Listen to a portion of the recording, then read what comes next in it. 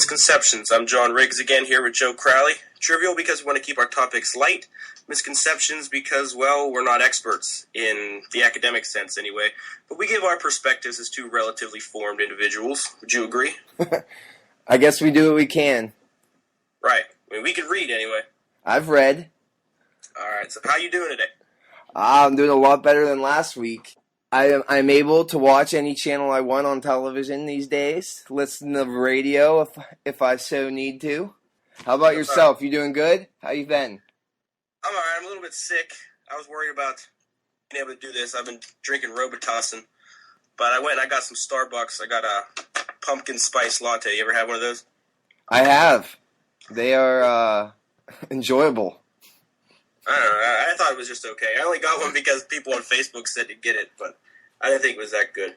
Hey, you're probably robo-tripping right now, huh? Well, here, I got a question. In your experience, who's hotter, the girls at Panera Bread or Starbucks baristas? I gotta be honest. I don't go to Panera Bread that often, so I'm gonna go Starbucks. What's your opinion? The Starbucks, definitely. Yeah. Definitely.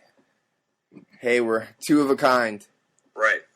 All right. Well, anyway, so we'll get to the Steelers in a little bit. They had a nice little win this week, but let's start off with a few things that it might be trivial to some people, but these are very close to our hearts.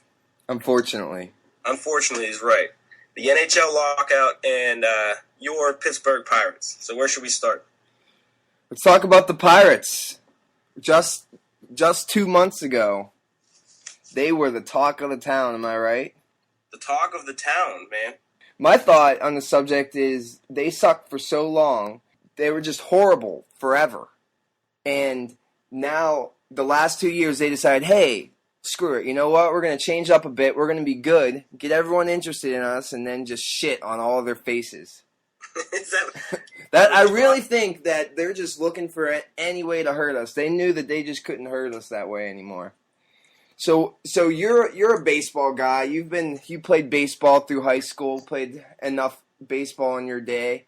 They're probably closer to you than most average fans like me, I'm a Pirates fan, that's for sure, but basically because they're from Pittsburgh. Can I confess something? Can I tell you something that's kind of sad? Sure. It's sad in like a pathetic way, not in like a heartbreaking Perfect. way. We'll make everyone feel better. Well, I mean, it's kind of heartbreaking, but I changed my life around for the Pirates. Earlier this summer they were doing well. Everybody was excited. People were talking about the playoffs. Yeah. And I was like, man, I want to be a part of this. I can't miss this. They're gonna make the playoffs for the first time in my life. I can't miss this. Since you were 7. I started applying for jobs. Oh. Yeah. So I get a job in Pittsburgh in July, and I'm like, all right, I get to move home. I get to have the fall with the Pirates. We're going to the playoffs, and now I rearranged my whole life around. The 1st October. The 1st October. The 1st October since 1992 that mattered in baseball. And now it's the same. And now she's living in one place. I'm going to get divorced because of the Pirates. At least you locked her up over the summer. I feel like Tarantino in Pulp Fiction when he's like, no separation. I'm going to get fucking divorced. That's how I feel right now because of the Pirates. And that pretty much sums it up. Wow. That is a little heartbreaking. You just go all in, man. You pushed all your chips in the middle. All the chips. If I'm pushing all the chips in the middle, I'm not sure I'm pushing them in for the Pirates. I've done it before. All right. Anyway, let's move on with the Pirates. All right. So where are we right now? What are they? A game? 1 game over 500. 1 game over 500. Do you know, what were they? I know they were at least 15 over, right? At one point. A month ago on, I think it was the 8th, August 8th, or August 16th or something, one of those.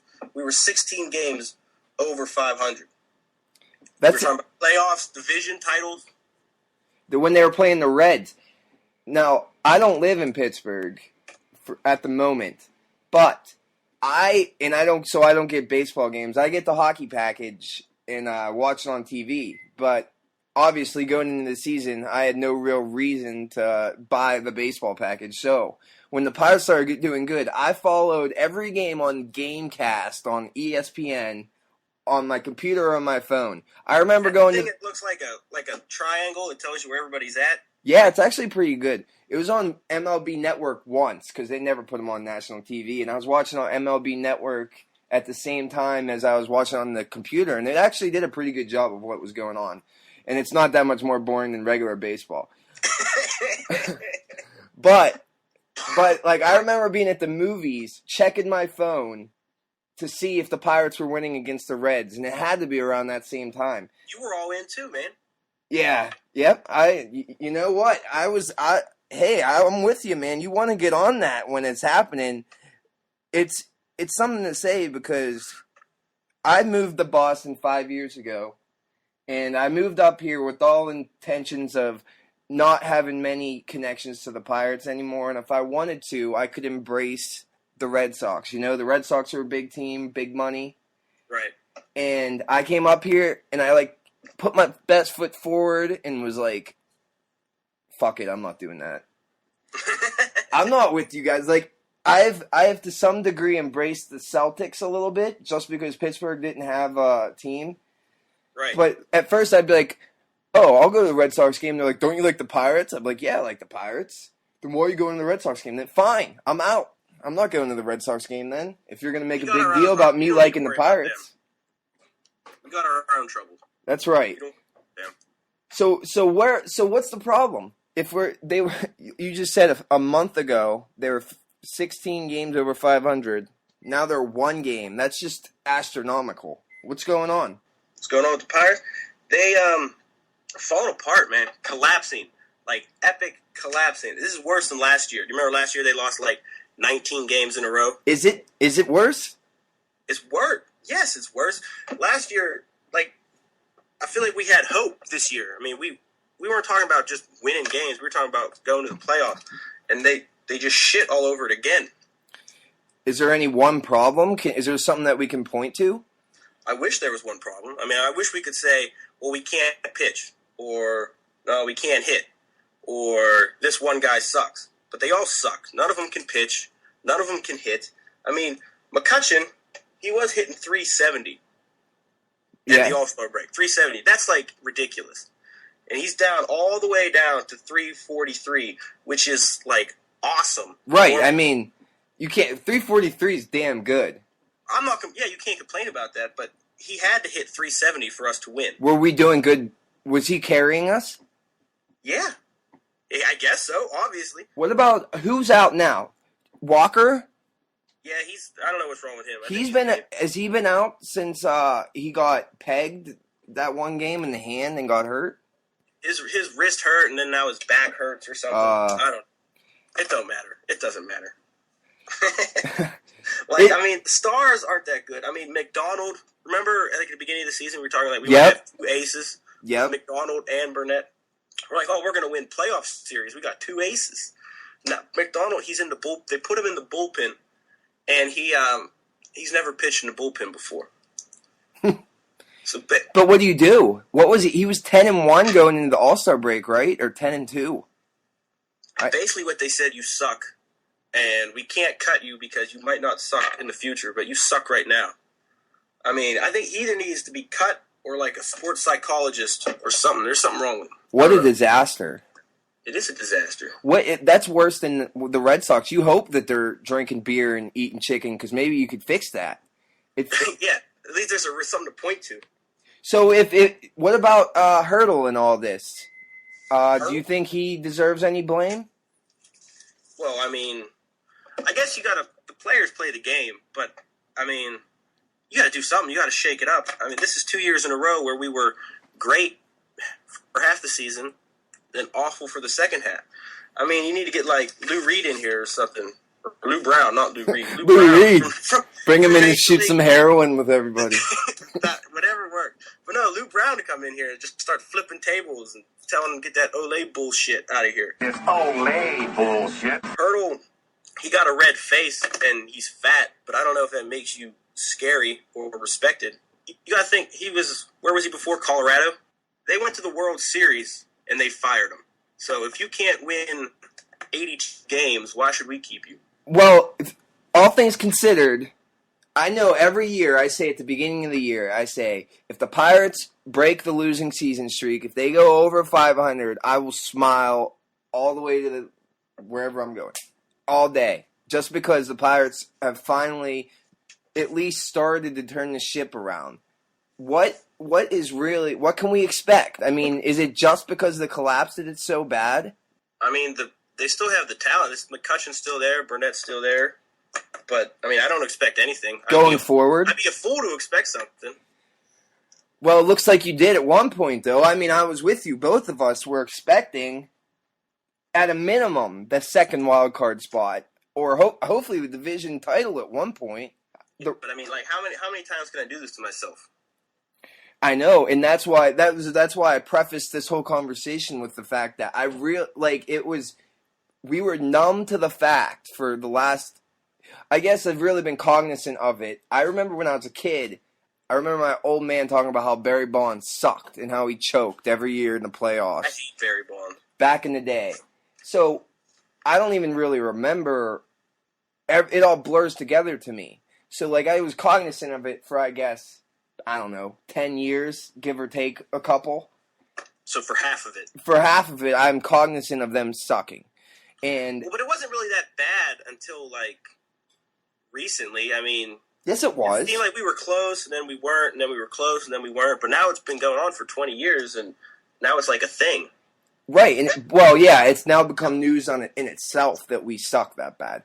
But we were numb. I was numb to it. I didn't care anymore. After 19 years or 18 years, I didn't care if they would have another losing season, if they went out there and sucked from day one.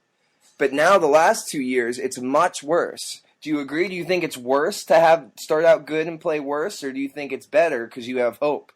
Well, it feels worse now, but I mean, it was a lot of fun this summer, right? I mean, going down there, all those idiots with those T-shirts and those flags. Yeah, with all those. What's everyone gonna do with the big ass 2 hands making a Z on their shirt? Yeah. How stupid do you feel now? I guess we're asking each other. So. I guess it all comes down to this. Do you think that a team like the Pirates are set up for the future? Do you think going forward it's just going to get better? Because before last year, we had no hopes. Then we did well coming in. We were tied for first at the All-Star break. Then this year we did real good. We were up to 16 games over 500. And then we hit this lull again. Do we have more hope going forward now? Or is it just the non-cap sport of baseball that it's just impossible? Because some teams like Tampa Bay, they've been good for the last 5 years without a huge payroll. Well, I mean, we got Kutch wrapped up. We got him for like 5 years or something. What a good deal that was. I mean, we should be getting better. I mean, but... Once you're 16 games over 500, like, say we do go, like, 80 and 82, all right, and we don't make it, but that's still better than last year or whatever, Yeah. And those are baby steps, and I guess, like, if you step back and look at it, like, all right, well, this year was better than last year, but no, it wasn't. I mean, you had it. You had it there, and you just shit all over it. I guess my point is, do we have time to make baby steps in a league like Major League Baseball, where the Red Sox can spend $200 million a year and the Yankees can spend $200 million a year? Do you have that luxury? Or because I seem to think of it as, okay, we're 16 games over 500. We need to win this now. We need to get to the playoffs now. Definitely, yeah. That's why the trade deadline was so, like, they got that Snyder kid and whatever. Okay, he might be good next year or in the future, but what's the point of saying we're preparing for the future when you're already in first place? The future's now. When you're raising ticket prices, the future is now. You can't tell me about tomorrow if you're making me pay more to go today. Well, that is what the So we're talking about Huntington. Yeah, that is their job. It's the GM's job to think about the big picture when it's the fans' job to think about right now. But I think that you do skew that a bit when you have this kind of team that's just been bad for so long. I think it's not even fathomable how long that they've been bad. I think in any sport, when you think you have a chance to win, you have to take it. I mean, look at the Penguins, for instance. Like, they keep saying we have this core, but how long are you going to have that core? You know what I mean? Like, and that's why I think they do a good job of trying to win. They're always trying to make moves for this year. You know what I'm saying? Yeah, but you're right, because if McCutchen really is an MVP candidate, then you better be building around him. What happens next year when McCutchen tears his knee up or something, and then we don't have him? Yeah, so you hope he's young enough. I don't know. You're right. I agree with you. I agree that we need to win now, especially for a team like this. But the GM, how long has Huntington been around? 4 years? I don't know. I mean, I like him. I liked him until the way I see it. We're doing better with Hurdle, even though this has happened 2 years in a row. This kind of collapse, but we've never even done near this before. And Huntington looks like he's putting together talent. If we can get some of those pitchers up, I think that. And I don't watch the games, like I said, so I really don't know. But can you really expect Burnett to come back next year and do the same thing? I don't know. We're going to need some of those pitchers to come up, like Cole or whatever his name is, and a couple of those guys down there. Get them up here. We need like a Strasburg or whatever his name is. We do have young talent. We do have young arms, but we needed a bat. We needed a bat this summer. If we would have picked up somebody instead of picking up some kid who doesn't even Snyder doesn't even play. Yep. You know. Yep. We could have picked up a first baseman. What about who's Gabby? What's his name? Sanchez? Yeah, Gabby Sanchez. He sucks to dick, huh? Does he play? Okay, but he's not going to put you over. He ain't no better than Casey McGee. Mm-mm. What was that about? No, it's not better than Casey. That was a horrible trade. Well, we'll see what happens next year.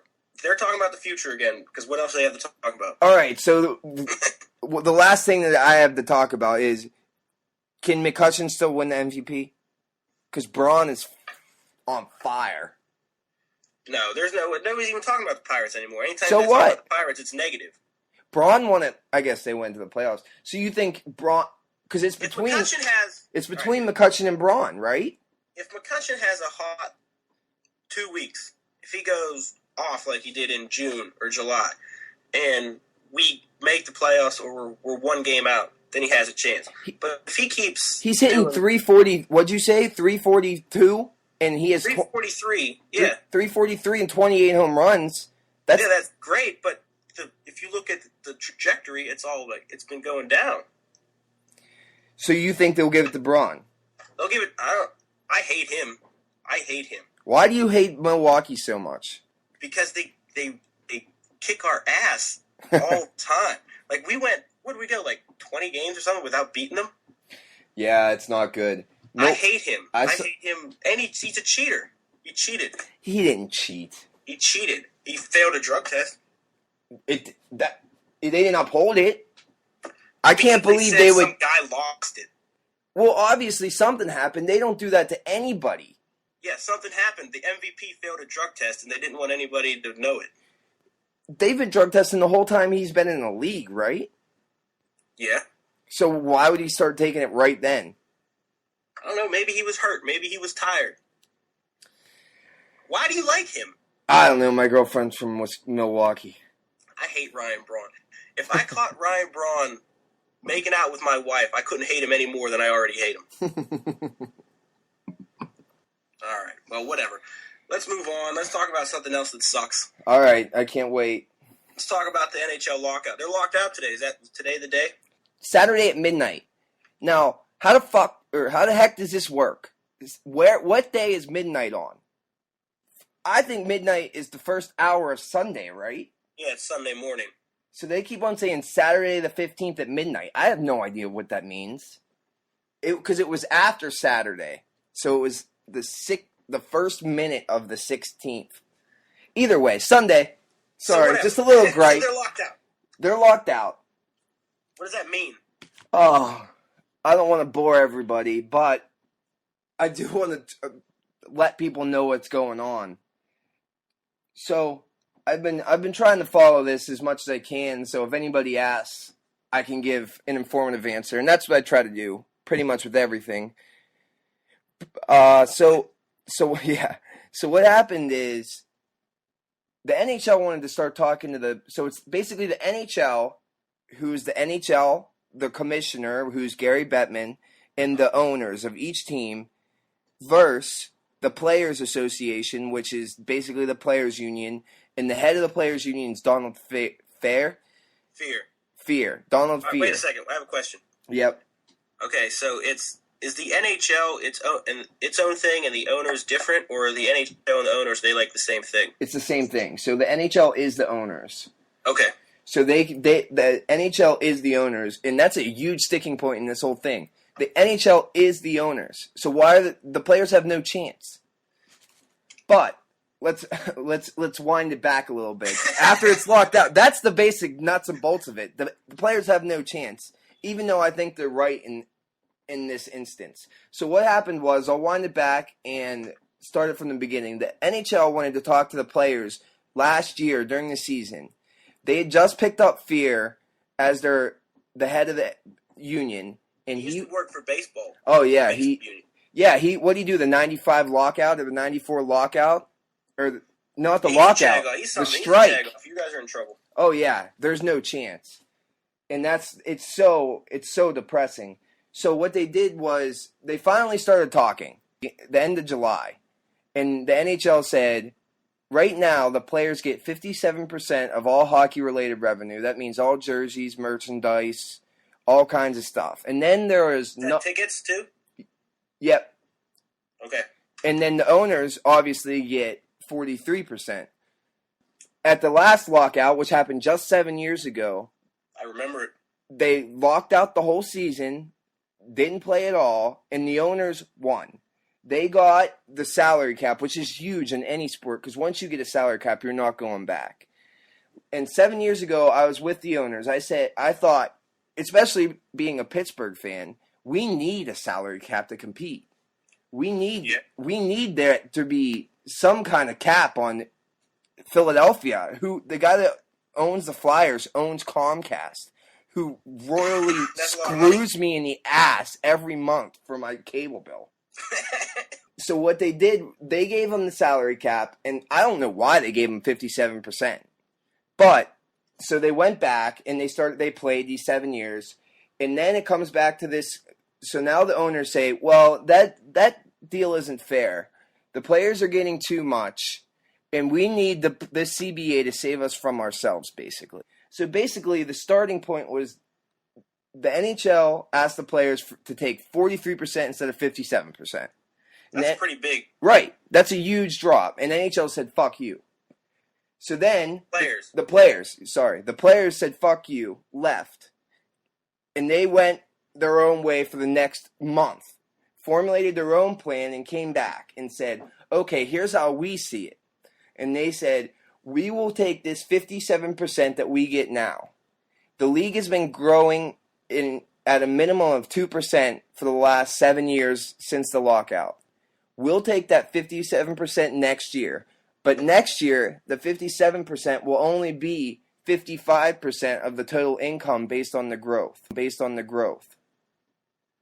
Okay. So then, in 2 years, it'll only be 53% because the league will keep on growing and we're going to keep on taking the same amount until they got down to 49%. So there wouldn't be a rollback in their salary right away. And the NHL said... All right, I understand. Right. But the NHL says, no, if I own a business, I'm not going to give my employees 57% of the share, and I'm only going to keep 43%. So I see that a little bit too. So then they gave them that, they agreed to it before. Right. But I guess they're saying if we can't fix it now, when are we going to fix it? So they go on and they say, okay, we'll give you 46% instead of 43%. So players then declined that deal. Instead of working off the deal that the NHL had just given them, they said, well, if the NHL has a problem with our deal, I bet it's on that fourth year. To their original plan, if it went down 2% decrements through the third year, that it would only go down to 51%, so the players would still own 51% and the owners would have 49%. So the players said, well, if that's the problem, then we will go that fourth year and then go all the way down to 49%. The owners will have 51% in 5 years, and then we'll be good. But the NHL didn't not like the fourth year. They didn't like the whole thing at all. They hated the plan in its entirety. And then the NHL said, no, we'll give you 47%. So basically the problem is right now, and this went all the way up to the deadline, which was September 15th. And I know I'm rambling a little bit here, so let me try to define the biggest problem here. The problem is not that they have two different deals. The problem is they have two completely different principles. The NHL works off of only their deal. And then the Players Association, who came up with a different kind of deal completely with this decreasing increments of the percentage that it will be based on growth, is a completely different principle than what the NHL is working on. So the gap between what they are doing just seems so huge right now because they won't even work together on the same deal. And until they get together and decide to work on that same deal, they're going nowhere. But that's not going to happen. It's not going to happen, and that's the problem. So 7 years ago, the salary cap was a huge, huge stepping stone to get over, and that was like a monumental thing. So it was the salary cap made them lock out. Now these economic issues are not nearly as big as what the salary cap issue was. But so they're fighting over like pennies. Oh, it's a lot of money. I think but not in the. It's not a lot of percentage points though. Well, that's the thing though. Each percentage point is equal to $200 million. I guess that's a lot of money. But so it's frustrating for all us fans because we watch and we say there's these rich people fighting over the money while they let this league. Everyone came back after the first lockout. Then they take advantage of us again because they know we'll come back again. That's basically what they're trying to do. So they think no matter what they do, they can lock out for a whole year because they've done it before, and then they'll just make all their money back next year. They don't care. Yes, I really believe that that's what they feel. And then they see these people leaving, like Evgeny Malkin left, and he signed with the KHL. And the way the owners see that is, oh, look at their star players leaving already. And it's true. So the star players go to sign. They're making money in the KHL. But Craig Adams isn't signing anywhere. You know? Right. So he needs the money. So as it goes, the union's going to break. And that's why the league always owns it. It's like the refs in the NFL. The league owns you. There's nothing you can do. You can try. Else for you to go. Right. You can try to fight. But 95% of those people aren't going to be able to make their living anywhere else. So, if 65% of the union says, well, let's just take this deal, then they will. So they're going to have, so that the owners are just waiting for them to stop getting paychecks, and then it'll work itself out, they think. That's what the owners think. But this time, the Players Association is much more unified than last time. They got Fear in there, and he's just talking them up like he's Mike Tomlin before the game. And saying, you guys are good. I love Mike Tomlin. Yeah, oh my God, he's the coolest man on earth. But they're so unified that the smaller issue of economics compared to the big issue of salary cap are almost equal because neither side wants to budge this time, whereas at least last time the players would slowly start coming back, where I don't think that's going to happen nearly as quickly this time. So when do you think we'll be done? When do you think, are they going to play this year at all? So this season? Coming into this summer, I said they'll be back by Thanksgiving at the latest, the Winter Classic, which is New Year's Eve or New Year's Day. Right. Because another thing to think about, and I don't want to make it go too long because I know it's boring and it's hard to think about, but NBC just signed a huge new deal with the NHL, like $1 billion deal, $2 billion for the next 10 years or something. And I really think the NBC will start pushing at some point because they want to get that NBC Sports Network off the ground. And this was their jumping point. Yeah, this is the only sport that they have because they have football at it's night. Either that or like turkey hunting, right? Right. So basically, I think the NBC is going to start pushing at some point. So that was my original feeling. But as it keeps on going, and they're so far apart, they're not even working off the same deal. I have a bad feeling about it. I think that it's definitely possible that there's no season. And if so, say there's no season and they don't start again for a year and a half, whatever. You still gonna buy the package? You still gonna buy tickets? You still gonna go? Yeah. Yep. I'll be there. I think it's asinine for someone. Well, it's at least someone like me, because I grew up watching hockey, playing hockey, following hockey my whole life. So I'm not gonna lie about it. I'm gonna do it. The people that aren't gonna come back are more people like you or Littleman. Right. You know, they don't care that much. Because who cares? You got football to watch until the football's over. Right. And if people want to make a principle out of it, I think good for you. But this time I'm like, I hope you don't come back. I hope that they learn their lesson this time, because it seems like they didn't learn any lesson last time where they locked out the whole year. Quickly, tell me your feelings about Bettman. If you can do it quickly. It's rough. It's rough because Bettman kept the Penguins in Pittsburgh. They wanted to move them a lot, like to Kansas City, to Quebec. And Bettman was steadfast in saying, obviously Lemieux had a part in it, but Lemieux was selling them. So was he really? Yeah, he was letting them go. Well, Lemieux needed someone else, and then they got Burkle. Right. To come in and buy the majority share or whatever. Blackberry man. No, well, that guy came in and was going to buy him and move him.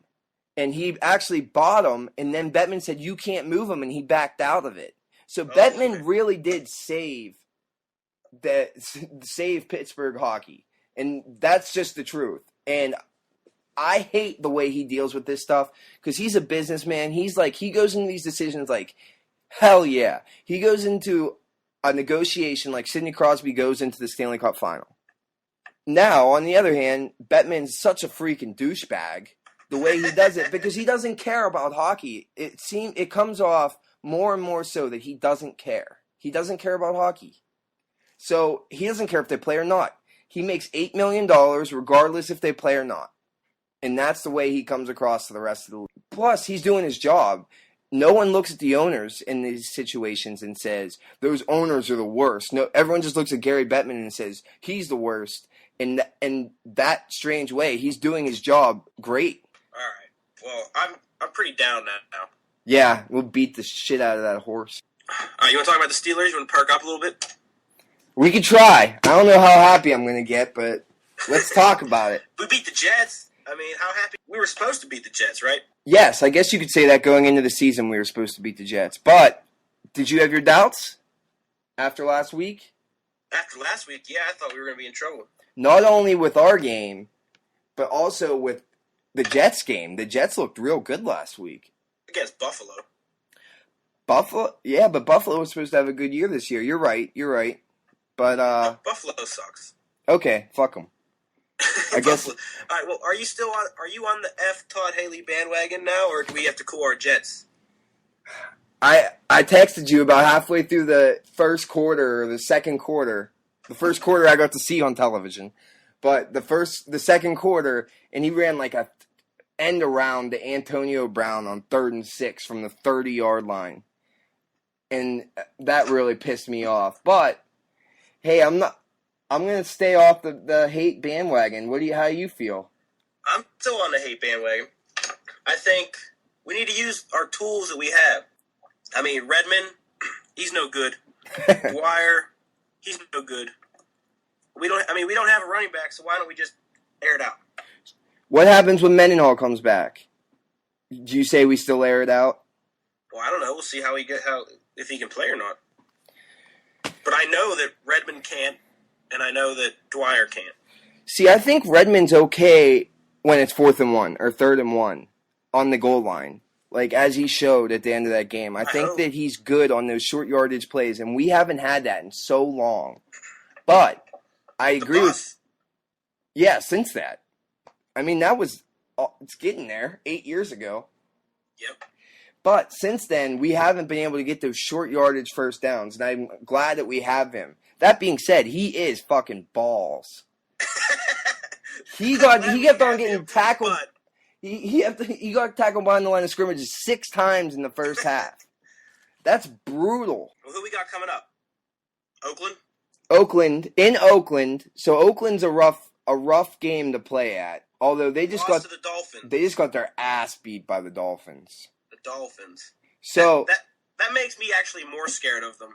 Right? So they come back. They're gonna be like pissed, and we have to fly across the country, and we lose these games all the time. We lost to Oakland. What was that? 2 years ago.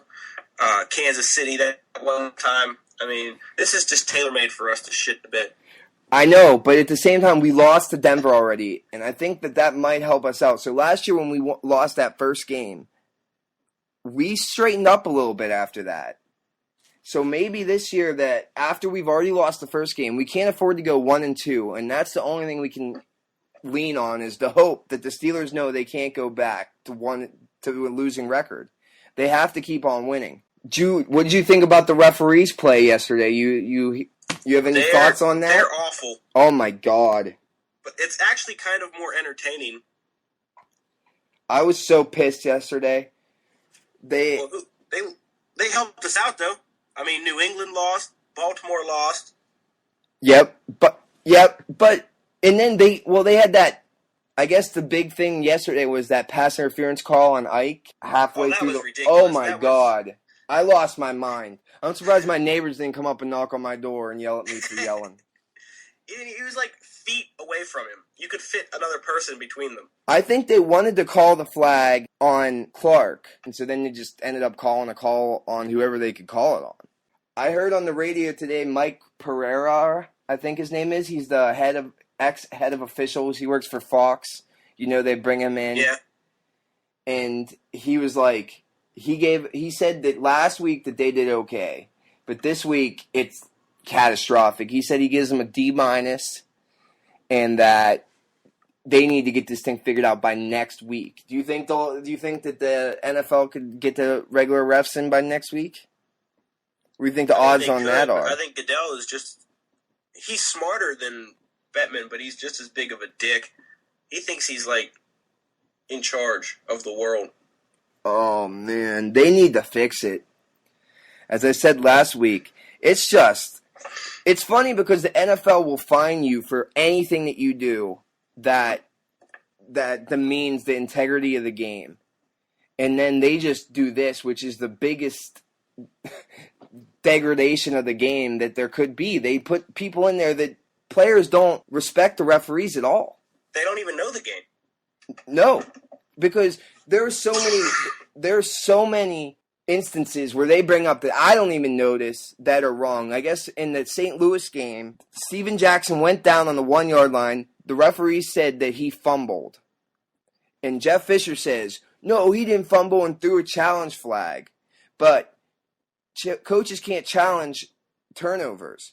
So that should have been a 15-yard penalty for trying to challenge a turnover, and then you can't replay what happened because the penalty has occurred.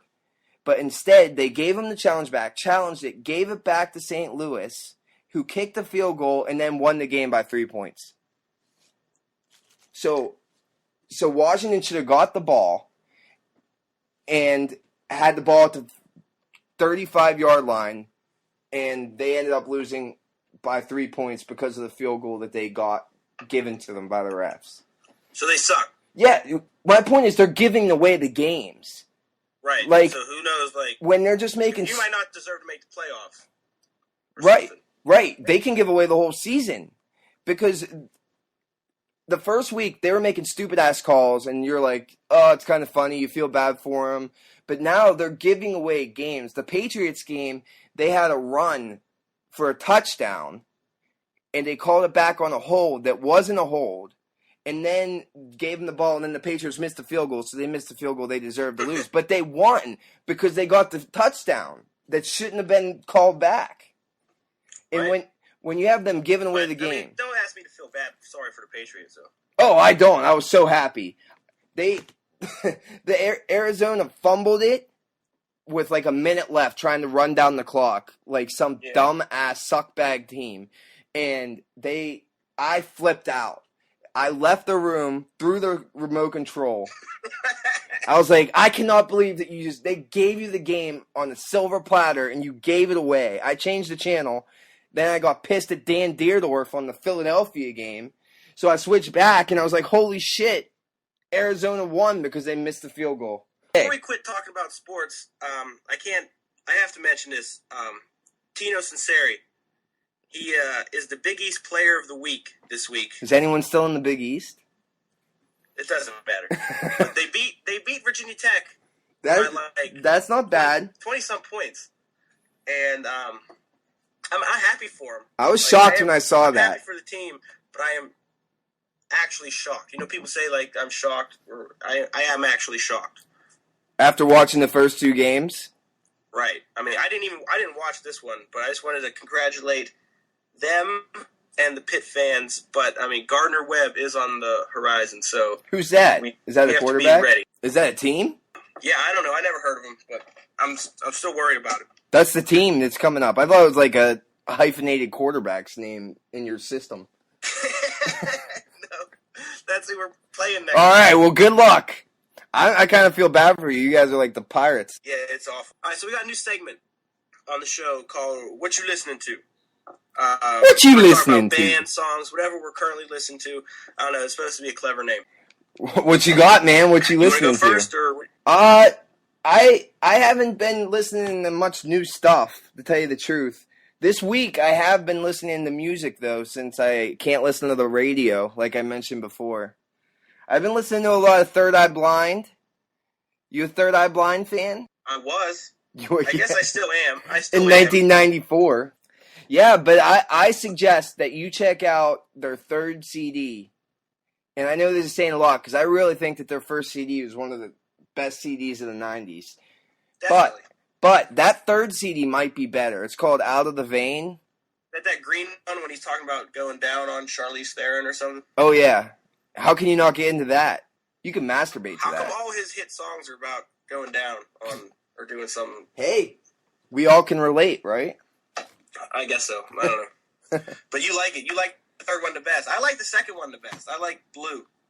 That one's good. They have good songs on that album, but I think that there's more filler on that than the other one. I think it was a little more experimental. Like it was rocking. Yeah. Hey, I'm not saying I don't like it. That is a really good... I mean, they're all good, and that just goes to show how good and underappreciated they really were. I think they got niched in that... 90s pop rock. Yeah, in that doot song. Yeah. Which is really about crystal meth, and no one knew about it. I know about it. I used to sing that song in the car with my mom. Yeah. Well, at least she didn't know about it either.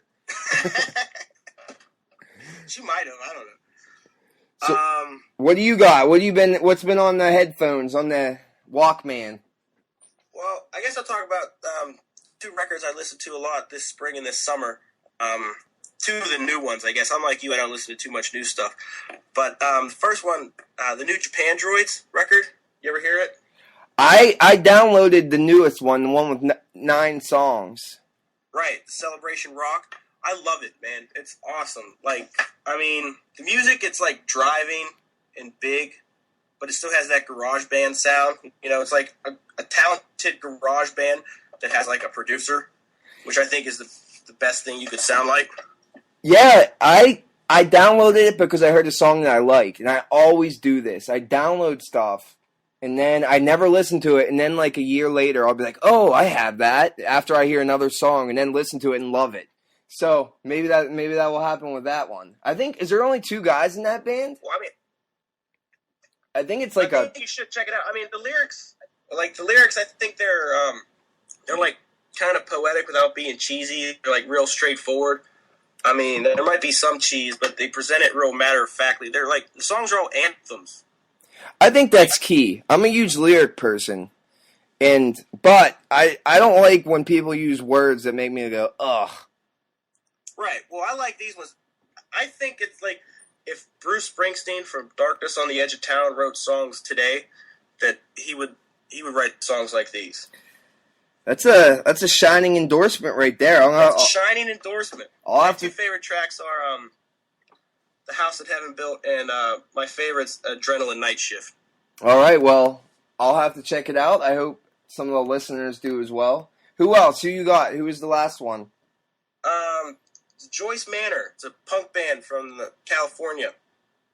I like their self-titled one. They had a new one come out this year, but the self-titled one, I love it. It's sort of like melodious punk. I mean, it's not too sing-alongy, but sort of like old Says the Day, I guess. All right, I can get into that. Is there anything you want to say before we get out of here? No, I think I love this. It helps me get stuff off my chest. I feel like I'm a new man coming out of these. Well, I'm glad. We'll just come up with something for next week, and then I'll see you then. All right, man. Have a good one. Take it easy. All right, we're going to leave you with Adrenaline Night Shift by the Japanadroids, and we'll see you next week. You want to do it next week? Let's do it next week. I'll see you next week.